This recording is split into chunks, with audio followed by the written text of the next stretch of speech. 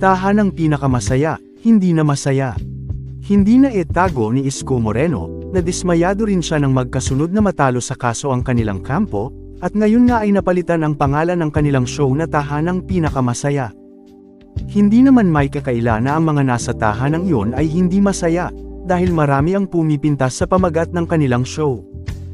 At hindi ma-deny na mas lalo silang napilay ng bawalan na silang gamitin ang title na Itbulaga, na napatunayang imbento ni Joey De Leon at sinabi ng korte na karapatang gamitin ng TVJ.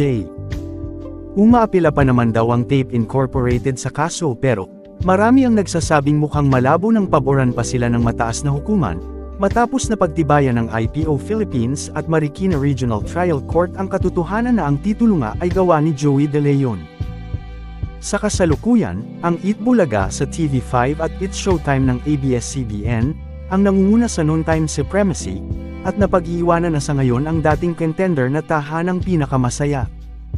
Batay nga sa pinakahuling ratings report, mula sa AGB Nielsen Nutam People Survey, hawak pa rin ang Itbulaga ng TVJ ang number 1 spot, habang pinapangalawahan naman sila ng It's Showtime, at kasalukuyang nasa panghuling posisyon ang Tahanang Pinakamasaya. Nakapagtala ang Itbulaga ng 4.2% ratings, 3.6% naman ang sa It's Showtime at 3% naman sa Tahanang Pinakamasaya. Kung dati nga ay nanatiling pangalawa ang show ng Tape Incorporated noong gamit pa nila ang Itbulaga, ngunit mula nang magpalit na sila ng pangalan ay hindi na nila nalalagpasan ang ratings ng It's Showtime. Habang napapanatili pa rin ng TVJ ang pangunguna sa noontime kahit na ano pa ang pangalan ng kanilang show.